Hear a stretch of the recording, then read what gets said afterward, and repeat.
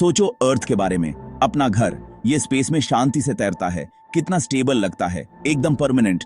अर्थ हमारे स्टार सन का चक्कर लगाता है, साल दर साल ये जर्नी करता है। लेकिन क्या हो अगर ऐसा ना हो? क्या हो अगर अर्थ बस सोलर सिस्टम से निकल जाए? ये एक कॉस्मिक क्या अगर है, एक बड़ा थॉट एक्सपेरिमेंट। चलो इस पॉसिबिलिटी को एक्सप्लोर करते हैं। हमारा सोलर सिस्टम एक बहुत बिजी जगह है। ये बड़े और छोटे प्लैनेट से भरा हुआ है। मून्स इन प्लैनेट्स का चक्कर लगाते हैं, एस्टेरॉइड्स और कॉमेट्स इधर उधर घूमते हैं। ये सारी हेवनली बॉडीज एक साथ बंधी हुई हैं, सन की जबरदस्त ग्रेविटी से बंधी हुई। सन एक बहुत बड़े इनविजिबल एंकर जैसा काम करता है। ये अर्थ को एक प्रिडिक्टेबल स्टेबल रास्ते पर रखता है। इसी रास्ते से हमें हमारे सीजन्स मिलते हैं, इसी से हमें हमारे जाने पहचाने दिन और रात मिलते हैं। ये कॉस्मिक अरेंजमेंट एक नाजुक डांस जैसा है, एक ग्रेविटेशनल बैलेड जो बिलियंस ऑफ इयर्स में परफेक्ट हुआ है। हम और अर्थ पर मौजूद सारी लाइफ इसी पर डिपेंड करते हैं। अर्थ सच में बहुत मैसिव है। इसमें बहुत सब्सटेंस है, बहुत मास है। हमारे प्लैनेट को हिलाना कोई आसान काम नहीं है। ये एक बहुत बड़े बोलिंग बॉल को धक्का देने जैसा है। तुम्हें एक बहुत जोरदार धक्का चाहिए होगा, या फिर शायद एक बहुत जोरदार खिंचाव। सन की ग्रेविटी ने हमें मजबूती से पकड़ रखा है। ये एक पावरफुल बांधने वाली फोर्स है। तो कौन सा कॉस्मिक इवेंट इससे ज्यादा स्ट्रांग हो सकता है? कौन इस मजबूत कॉस्मिक रस्सी को तोड़ सकता है? यूनिवर्स में कुछ हैरान कर देने वाले पावरफुल ऑब्जेक्ट्स हैं। इसमें कुछ बहुत ज्यादा एनर्जेटिक इवेंट्स भी होते हैं। ये असली कॉस्मिक हैवीवेट्स हैं। इनमें पूरे सोलर सिस्टम्स को डिसरप्ट करने की पावर होती है, सिर्फ हमारे जैसे अकेले लोनली प्लैनेट को नहीं। सोचो, एक बड़े पैमाने पर ग्रेविटेशनल टग ऑफ वॉर हो रहा है। अर्थ इस कॉस्मिक मुकाबले में रस्सी है। सन एक तरफ जोर से खींचता है, कोई और चीज जो बहुत ज्यादा स्ट्रांग है दूसरी तरफ खींचती है। अर्थ को खींचकर आजाद किया जा सकता है और वो उड़ता हुआ चला जाएगा। ऐसा इवेंट अक्सर नहीं होता। हमारा सोलर सिस्टम शुक्र है काफी स्टेबल है। इसे बिलियंस ऑफ ईयर्स से ये स्टेबिलिटी मिली हुई है। चलो ब्लैक होल्स के बारे में सोचते हैं। ये स्पेस टाइम के सच में बहुत मिस्टीरियस रीजन्स हैं। ब्लैक होल में ग्रेविटी इतनी ज्यादा स्ट्रांग होती है, बिल्कुल कुछ भी इसकी पकड़ से नहीं बच सकता। लाइट भी नहीं, जो यूनिवर्स में सबसे तेज चीज है। सोचो, एक ब्लैक होल चुपचाप स्पेस में घूम रहा है। एक आवारा ब्लैक होल जो किसी स्टार से बंधा नहीं है। अगर ऐसा कोई ऑब्जेक्ट हमारे सोलर सिस्टम के पास से गुजरा, उसका ग्रेविटेशनल असर बहुत जबरदस्त होगा। ये हमारे कॉस्मिक पड़ोस में अनइमेजिनेबल तबाही मचा सकता है। बस एक करीबी फ्लाई बाय काफी हो सकता है। ब्लैक होल को सन को निगलने की जरूरत नहीं होगी, उसे अर्थ को डायरेक्टली कंज्यूम करने की भी जरूरत नहीं होगी। सिर्फ उसका पावरफुल ग्रेविटेशनल असर ही काम कर देगा। ये अर्थ को आसानी से उसके ऑर्बिट से बाहर खींच सकता है, एक बहुत बड़े इनविजिबल कॉस्मिक गुलेल की तरह। अर्थ को फिर गहरे अंधेरे में फेंक दिया जाएगा, बहुत बड़े इंटरस्टेलर स्पेस का अंधेरा। हमारा प्लैनेट अनंत कालेपन में एक छोटा सा धब्बा, एक अनजान रास्ते पर एक अकेला ट्रैवलर। ये इनकाउंटर खुद काफी ड्रामेटिक होगा। हमें अजीब ग्रेविटेशनल लेंसिंग इफेक्ट्स देखने को मिल सकते हैं। ये तब होगा जब ब्लैक होल हमारे सिस्टम के पास आएगा। आसमान में तारे अपनी जगह बदलते हुए दिखाई देंगे। एक और तरीका जिससे अर्थ अपने घर से बाहर निकल सकता है, इसमें पास में हुआ एक सुपरनोवा एक्सप्लोजन शामिल है। सुपरनोवा एक मैसिव स्टार की शानदार मौत होती है। ये यूनिवर्स के सबसे पावरफुल एक्सप्लोजन्स में से एक है। थोड़े समय के लिए ये पूरी गैलेक्सी से ज्यादा चमक सकता है। जो एनर्जी निकलती है वो बस चौंका देने वाली होती है। सच में दिमाग घुमा देने वाली डिस्ट्रक्टिव पावर। आसपास की हेवनली बॉडीज की किस्मत बदलने के लिए काफी, जिसमें पोटेंशियली हमारा अपना प्लैनेट अर्थ भी शामिल है। ये एक जोरदार कॉस्मिक घर खाली करने का नोटिस होगा। अगर कोई बहुत मैसिव स्टार हमारे काफी पास फट जाए, उससे निकलने वाली ब्लास्ट वेव एक प्रॉब्लम हो सकती है। उस स्टार के मास का अचानक कम हो जाना भी हमें अफेक्ट कर सकता है।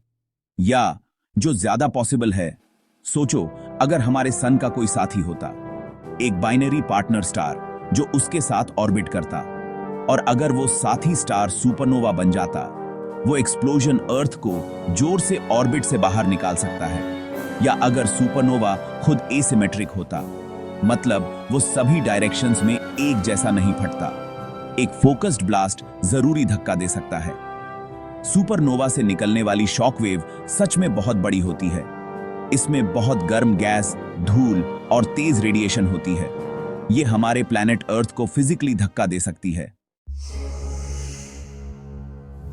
सेक्शन 5, द बिग चिल अर्थ के बहकने के पहले दिन। तो चलो इमेजिन करते हैं कि अर्थ अब फ्री है, सन से दूर और दूर बहता जा रहा है। सबसे पहला और ड्रामेटिक असर होगा ठंड। सन हमारा मेन जरूरी हीट सोर्स है, ये तेजी से गिरेगा दिन ब दिन। सन हमारा स्टार छोटा होता दिखेगा। आखिरकार वो कई तारों में से बस एक तारा रह जाएगा, तारों के बीच का स्याह काला खाली स्पेस। सेक्शन 6, अंधेरे में लाइफ प्लांट्स और पावर की मुश्किलें। प्लांट्स अर्थ पर ज्यादातर लाइफ की बुनियाद हैं। वे फोटोसिंथेसिस के लिए सनलाइट पर डिपेंड करते हैं। ये ऑक्सीजन भी बनाता है जिसे हम सांस में लेते हैं। बिना सनलाइट के फोटोसिंथेसिस रुक जाता है, बस खत्म हो जाता है। ये फूड चेन्स के लिए विनाशकारी होगा। हर्बीवोर्स सबसे पहले भूखे मरेंगे, पूरा इकोसिस्टम ढह जाएगा, कुछ खास ऑर्गेनिजम्स ही सरवाइव कर पाएंगे। हमारी सभ्यता सोलर एनर्जी पर डिपेंड करती है। सेक्शन 7, बहके हुए ओशंस और कभी न खत्म होने वाले दिन। टाइड्स की लय मून की ग्रेविटी के कारण होती है और कुछ हद तक सन की ग्रेविटी के कारण। अगर अर्थ सोलर सिस्टम से निकल जाता है तो क्या मून साथ जाएगा? ज्यादातर चांसेस हैं हां। मून अर्थ से ग्रेविटेशनली बंधा हुआ है, तो शायद हमारे पास अब भी लूनर टाइड्स होंगे जो मून के खिंचाव से होंगे, लेकिन ये टाइड्स अलग हो सकते हैं। सन, अर्थ और मून का कॉम्प्लेक्स डांस बदल जाएगा। टाइड्स पर सन का असर खत्म हो जाएगा। इससे टाइडल पैटर्न्स सिंपल हो जाएंगे। मुख्य रूप से सिर्फ मून का असर बचेगा, लेकिन ओशंस का जमना बड़ा असर डालेगा। एक सॉलिड आइस की परत पर टाइड्स नहीं आएंगे। ग्लोबल आइस शीट के नीचे पानी हिलेगा। हल्की टाइडल फोर्सेस महसूस होंगी। ये एक दबा हुआ असर होगा। धूप वाले किनारों पर लहरें भूली हुई याद बन जाएंगी। एक शांत जमी हुई सरफेस ले लेगी। अर्थ का अपनी एक्सिस पर घूमना हमें दिन और रात देता है। यह स्पिन तुरंत नहीं रुकेगा। सेक्शन 8, एक आवारा प्लैनेट की ओडिसी। अर्थ का अकेला सफर। सोचो अर्थ अब एक सर्टिफाइड आवारा प्लैनेट है। यह विशाल मिल्की वे गैलेक्सी में चुपचाप बहता रहता है, एक छोटी जमी हुई और अकेली दुनिया।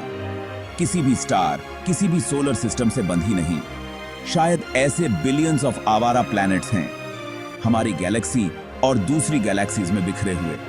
कुछ शायद इसी तरह बने होंगे, अंधेरे में अकेले। दूसरे जैसे हमारा हाइपोथेटिकल फ्यूचर अर्थ बाहर निकाल दिए गए, कॉस्मिक इवेंट्स द्वारा अपने ओरिजिनल स्टार सिस्टम से फेंके गए। हम अनगिनत भटकने वालों में से बस एक और होंगे। स्पेस में हमारी जर्नी बहुत लंबी होगी। स्पेस सच में अनइमेजिनेबल रूप से विशाल और खाली है। तारों के बीच की दूरियां बस बहुत ज्यादा हैं।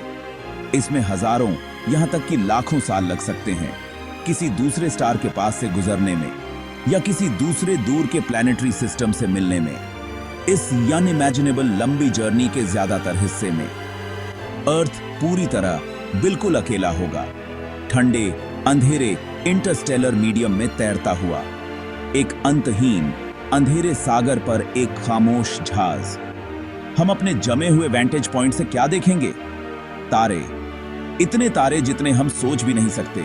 आज अर्थ की सरफेस से जितने दिखते हैं उनसे कहीं ज्यादा, बिना किसी घने धुंधले एटमॉस्फेयर के फिल्टर हुए।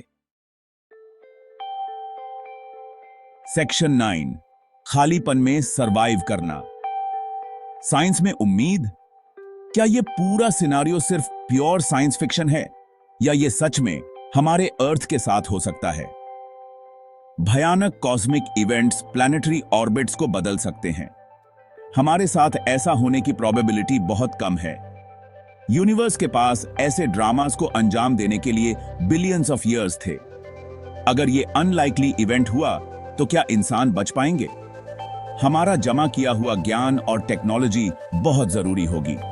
ये पोटेंशियली बहुत बड़े अंडरग्राउंड शहरों को पावर दे सकता है। न्यूक्लियर फ्यूजन, अगर हम इसे परफेक्ट कर पाए तो एक और ऑप्शन हो सकता है। ये अंतहीन रात में हमारी लाइफलाइंस होंगी। हमें पूरी तरह से self sufficient closed loop ecosystems बनाने होंगे। साइंस और इंजीनियरिंग ही हमारी एकमात्र उम्मीद होगी।